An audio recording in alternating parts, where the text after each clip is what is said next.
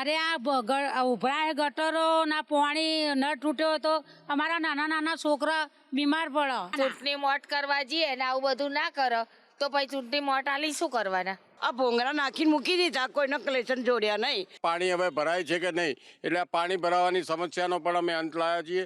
અમને 100% ખાતરી છે કે કોંગ્રેસની ડિપોઝિટ આ વખત પણ જવાની જ છે. વિકાસ કોઈ પોલિટિકલ પાર્ટી પોતે નથી કરતી કે પોતાના ખિસ્સાના રૂપિયા નથી, પ્રજાના ટેક્સના પૈસાથી વિકાસ કરે છે. કોઈ પણ વસ્તુ કરતા હોઈએ તો ટ્રાયલ એન્ડ એરર આવતી હોય છે, અને એ કામમાં આપણે મીટરો મુકાવડાયેલા છે. સોસાયટીઓમાં પાણી જરૂરિયાત પ્રમાણે પૂરતું પાણી આવી રહેલું છે, ફોર્સ સાથે પાણી આવી રહેલું છે.